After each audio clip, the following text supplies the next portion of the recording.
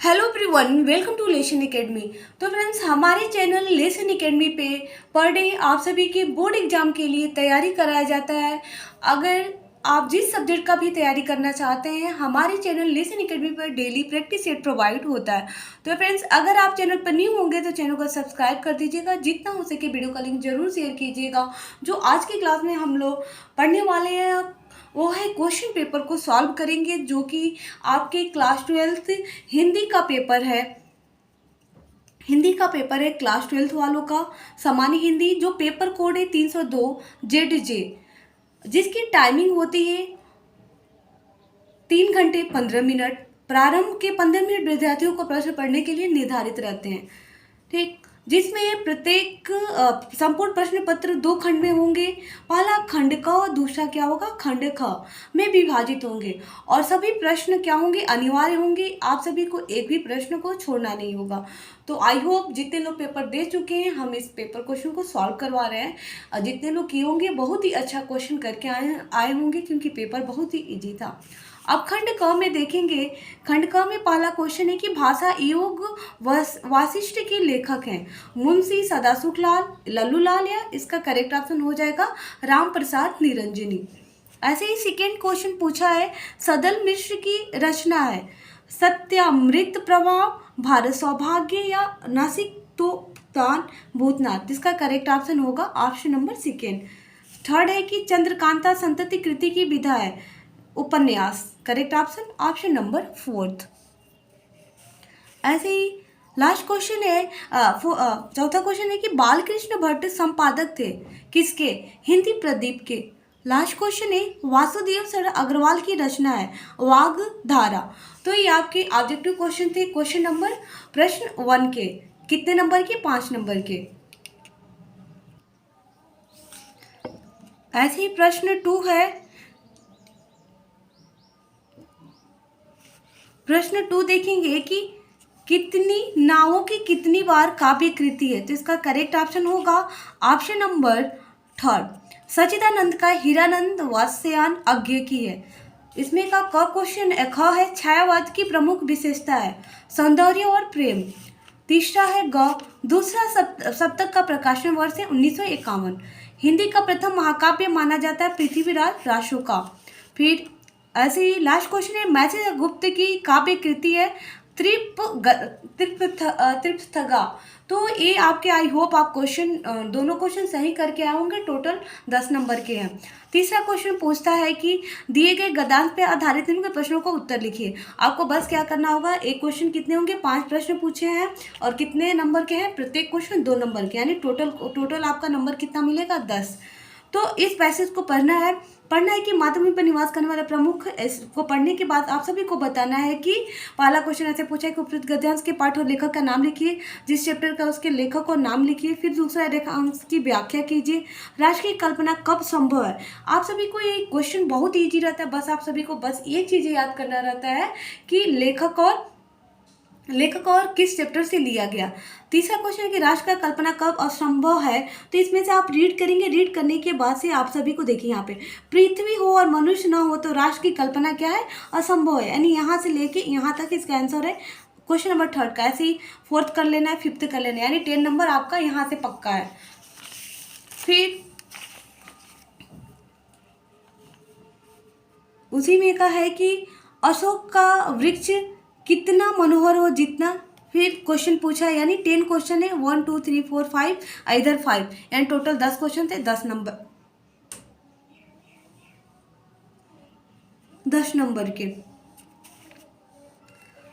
Fourth question है कि दिए गए गद्यांश, ये अथवा करके दिया हुआ है, या तो उसके पहले वाला कीजिए, नहीं तो ये प्रत्येक क्वेश्चन 5, ये अथवा है, लेकिन यहाँ पे प्रिंट अच्छा नीचे लिखा हुआ है, ठीक। नेक्स्ट है कि दिए गए पद्यांश पे आधारित इन प्रश्नों के उत्तर लिखिए, ठीक। इस पद्यांश को पढ़ना है आप सभी को, पढ़ के उसको उत्तर लिखना है। अथवा आपको ये इजी लगे नीचे वाला तो इसको पढ़ के आप क्या करेंगे, आंसर लिखेंगे। जैसे कि प्रश्न नंबर 3 को देखें तो टोटल क्वेश्चन यानी 10 नंबर उधर से मिल गया आपको ऑब्जेक्टिव, 10 नंबर गद्यांश से, 10 नंबर पद्यांश से, ठीक। यानी 10 20 30 नंबर के आपके क्वेश्चन सॉल्व हो चुके।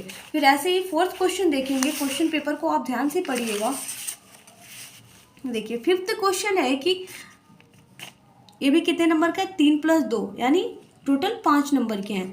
क्वेश्चन है कि निम्नलिखित में से किसी एक लेखक का साहित्यिक परिचय देते हुए उनकी प्रमुख रचनाओं का उल्लेख कीजिए जिसकी अधिकतम सीमा कितना है, 80 शब्द। या तो प्रोफेसर जी सुंदर का रेड्डी का लिखिए, या आचार्य हजारी प्रसाद द्विवेदी का, या डॉक्टर APJ अब्दुल कलाम का। तीनों में से कोई एक लिखना जो आपको इजी लगे। खंड ख है कि निम्नलिखित में से किसी एक कवि का साहित्य परिचय देते हुए उनकी प्रमुख कृतियों पर प्रकाश डालिए। अधिकतम शब्द सीमा इसका भी कहा है 80 है। नंबर कितने हैं, 5। या तो जयशंकर प्रसाद का लिखिए, महादेवी वर्मा का, सच्चिदानंद, हीरानंद, वात्स्यायन, अज्ञे का। जो भी आपको इजी लगे इन तीनों में, और ये कंफर्म रहता है कि आपके एग्जाम में आना ही आना है। और आप नेक्स्ट है कि ध्रुव कहानी के उद्देश्य पर प्रकाश डालिए अथवा पंचलाइट या बहादुर। आपको किसी तीनों कहानी में से कोई एक कहानी अगर याद हो तो इन सभी को, इन तीनों कहानी में से कोई एक कहानी को क्या करेंगे, कहानी को लिखेंगे। ठीक, ये भी कितने नंबर का है, 5 नंबर का। बहुत ही इजी रहता है अगर थोड़ा सा आप बस मेहनत कर दे तो। नेक्स्ट क्वेश्चन है 7, स्वपठित खंड काव्य के आधार पर किसी एक खंड के एक प्रश्न का उत्तर दीजिए। इसका भी अधिकतम सीमा क्या है, 80। नंबर कितने हैं, 5। प्रश्न नंबर 7, तो इसमें से कोई एक खंड को आपको क्या करना है, पढ़ना है जो आपके पेपर में होगा। तो रश्मि रथी पे लिखना रहता है। ये वाला क्वेश्चन देवरिया डिस्ट्रिक्ट वालों के लिए होता है, तो इस क्वेश्चन को कर लीजिएगा। फिर उसके बाद से खंड का संस्कृत आप सभी को पढ़ना होगा। उसमें जैसे कि हिंदी का गद्यांश था, ऐसे ही सेम टू सेम इसके भी गद्यांश होते हैं। गद्यांश में भी कितने के नंबर के, 7 नंबर के। तो आप सभी को लेखक और पाठ का नाम और अर्थ थोड़ा सा संस्कृत हो जाता है, डिफिकल्ट हो जाता है, तो थोड़ा सा इसका मेहनत करना पड़ेगा। फिर अथवा करके इसमें भी दिया, दोनों में से जो करना है। सेम टू सेम ऐसे ही पद्यांश का दिया हुआ है कि उसमें से भी 7 नंबर का आपके क्वेश्चन दिए हुए हैं और इसमें से पढ़ के आपको आंसर लिखना है।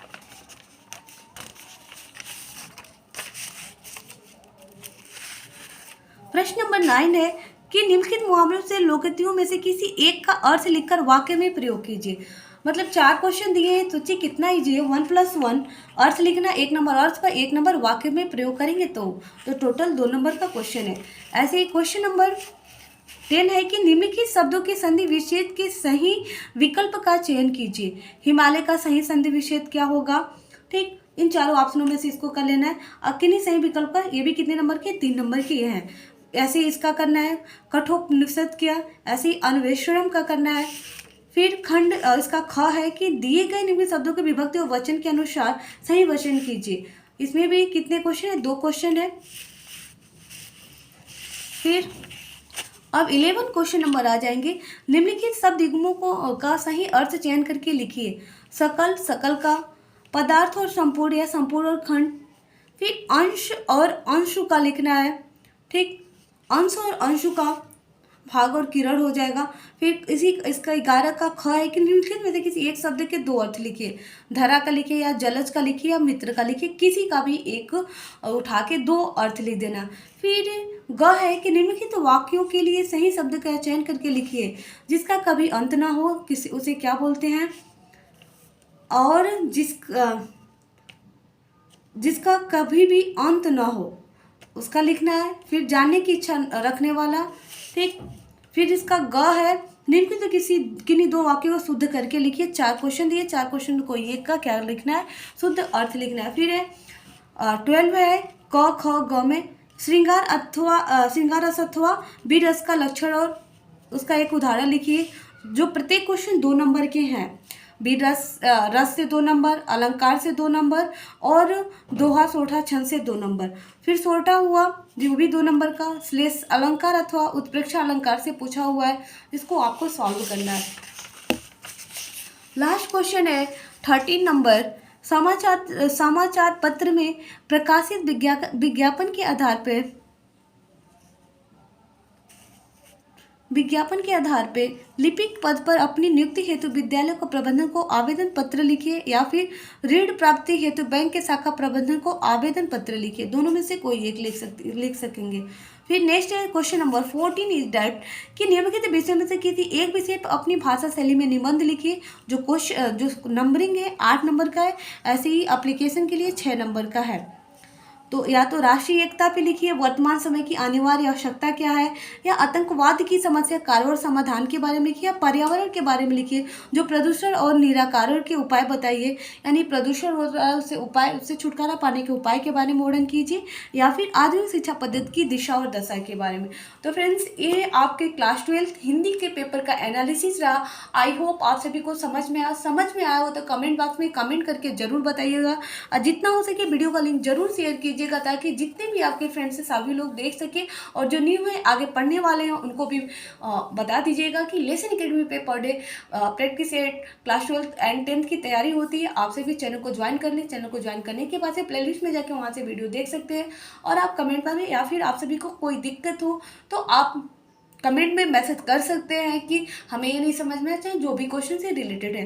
बाय बाय एवरीवन, मिलते हैं नेक्स्ट क्लास में नेक्स्ट प्रैक्टिस क्वेश्चन के साथ।